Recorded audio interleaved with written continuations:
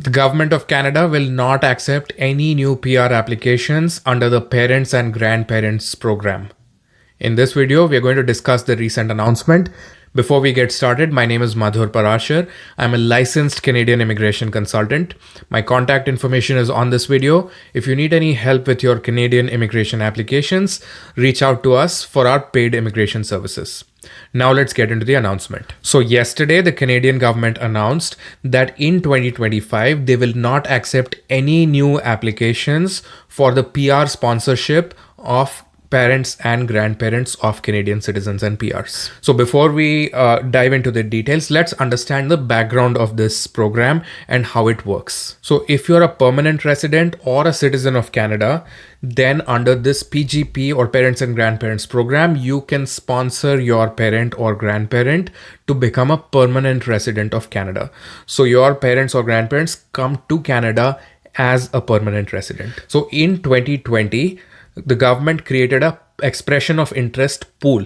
In this pool, Canadian citizens and PRs who wanted to sponsor their parents and grandparents for PR, they put in their expression of interest saying, I want to sponsor my parent and grandparent to become a PR of Canada. So tens of thousands of people submitted interests in this pool. And since the last 4 years, the government has been inviting people to submit PR applications from this pool that was created in 2020. So basically in 2021, they randomly selected some number of people from the 2020 pool and sent them invitations to apply for PR.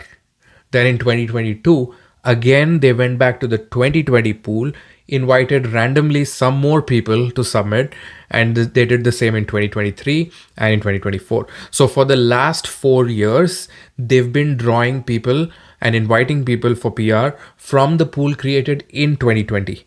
No new people have been invited to submit expressions of interest, or no new people have been invited into this program. So in 2025, it was expected that maybe the government will go back to that pool and randomly invite another set of people to start submitting their PR applications. Well, unfortunately, the government has announced that in 2025, no new PR applications will be accepted or no new draws will be made from that pool. Instead, what they are planning to do is continue to process the applications that they have received from 2024. So in 2024, they randomly invited 35,000 people from that original pool in 2020. Those people submitted their applications, and the government says that we have enough applications. We don't want to invite any more new people from that pool. We will continue to process the applications we have already received. So they want to process almost 15,000 applications in 2025 from the previous year's invitees. That's why they're saying that no more new PR applications will be accepted, but they will continue to process the applications they already have in their backlog. This doesn't mean that the stream has been shut down or that no people will become PRs through parents and grandparents stream in 2025. People who are already in backlog, whose applications are being processed and approved, will continue to come to the country as permanent residents. So in 2025, approximately 24,000 parents and grandparents are expected to become PRs through this stream. But in 2025, no new invitations will be sent out or no new PR applications will be accepted. So people who want to sponsor their parents and grandparents will have to wait until 2026 to see whether the government will continue to draw from that old 2020 pool, open up the pool to allow new grandparents to become part of the pool.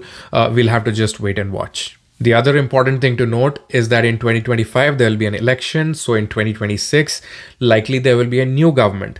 We'll have to wait and watch what the attitude of the new government is towards this program. Do they intend to keep it, expand it, cut it, or pause it the way this government has done?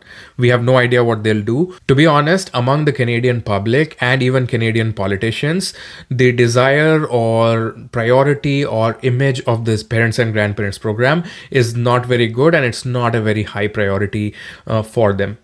Why? It's simple. Because parents and grandparents, generally, this program brings in older people, people who are probably retired. They don't plan to work here. They might not contribute to the economy. They don't pay taxes. They may not pay taxes if they don't work. They are typically older, so their medical needs might be higher.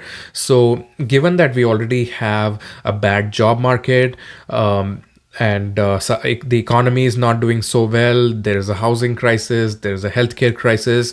So adding an older group of people who may not contribute economically and take a lot of medical resources away from Canadians is not very desirable among Canadian public and Canadian politicians. So it is still likely that 2026 and going forward, this program might still suffer, but we'll have to wait and watch what happens. But at the same time, any new government has two reasons to continue this program.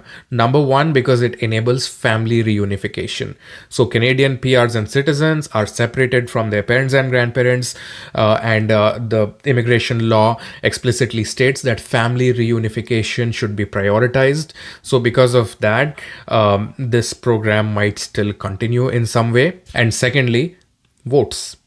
Canadian citizens can vote, and Canadian PRs, when they become citizens, can vote. So politicians who cut the programs to bring the Canadian citizens and PRs parents here may be hesitant because they might lose votes from these people. So to please them, they might still want to continue this program. So politically speaking, there are reasons for pausing or halting this program, and at the same time, there are reasons to continue or increase this program. Which way the government will go in 2026, we'll have to wait and watch. But in 2025, we know for sure that no new PR applications will be accepted. So in this case, what can Canadian citizens and PRs do?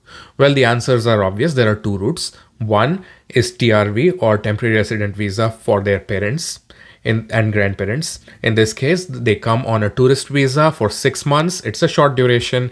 You can apply for extension of stay by asking for a visitor record, and they can apply multiple times and stay here for a year, maybe more, couple of years, and then go back. Or the other most popular one is super visa. So you apply for a super visa, which lets them come here for 5 years at a time, and then extend it for another 5 years. So it almost has the same effect as a PR because they get to live here for 5 or 10 years, which is a very long time. However, during this period, they cannot work. They cannot, and they have to have their own private health insurance. The government will not provide them benefits such as public health insurance, employment insurance, pension plans, and such public benefits will not be available to them. But if the intention is to live together with your parents and grandparents, then both tourist visa and a super visa will serve the same purpose. On this channel, we'll continue to bring you the latest breaking news and Canadian immigration analysis. So make sure you like, share, and subscribe to this channel. Once again, my name is Madhur Parashar. I'm a licensed Canadian immigration consultant.